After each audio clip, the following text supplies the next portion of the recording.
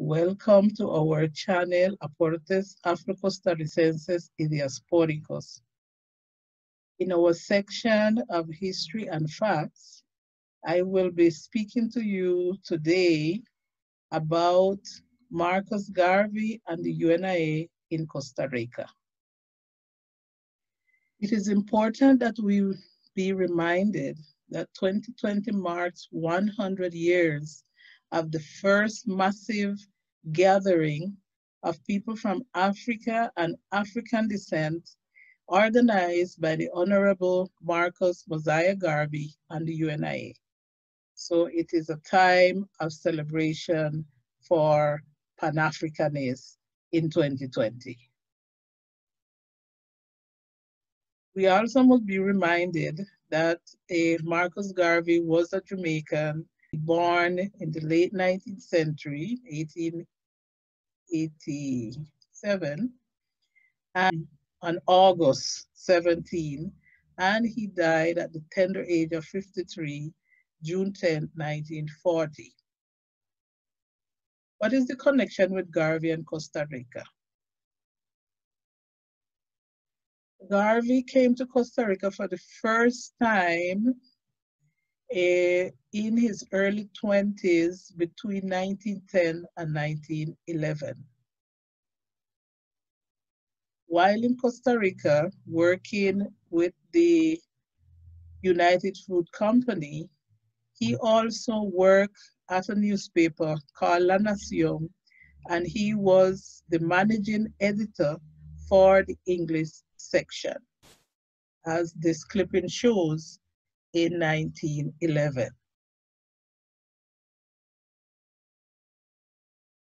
Obviously, the situation for Marcus Garvey, along with other immigrants during that time, that period in the history of Costa Rica, a lot of immigrants used to go to other countries in search of work, and with Garvey, it was not the exception. He, according to the records, he traveled also to Panama, to Guatemala, to Nicaragua, to Ecuador, to Chile, to Peru, and finally to England in search of work. On his return from England in 1914, and fully aware of the condition of people of African descent in the countries he lived and worked, he founded the UNIA in 1914. The initial objective of the UNIA were 10.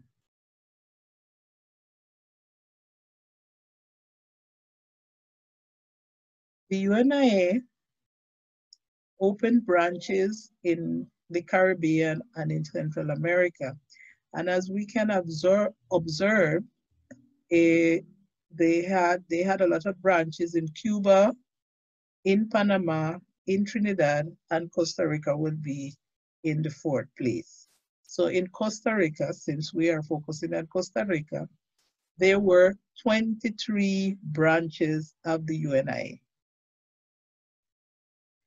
The UNIA also organized convention, and the first one was at the Madison Square Garden on August 1920. During that convention, on August 13th, they came up with this important document called the Declaration of the Rights of the Negro Peoples of the World during that convention. And the declaration has 54 articles. And in Article 53, this is what it says. And that is the reason why we celebrate the 31st of August in Costa Rica.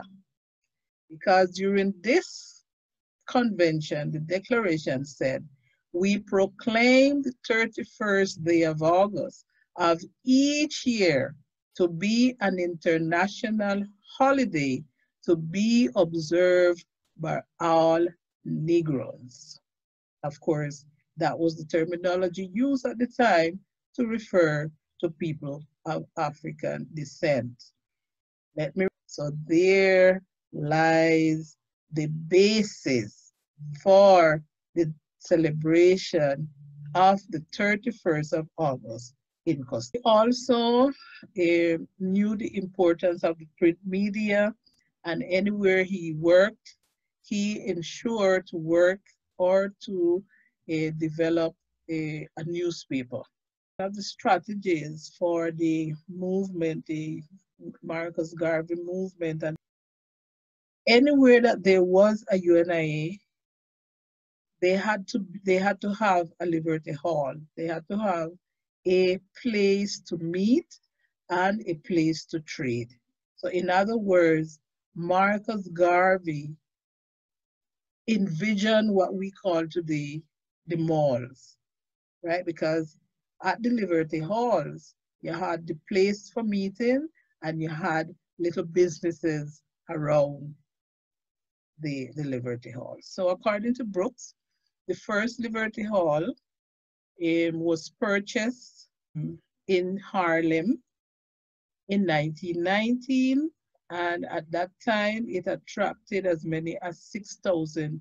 The UNIA also had a fleet of ships, which they called the Black Star Line, and according to Ewing, the first vessel purchased was the SS Yarmouth, which they renamed Frederick Douglass.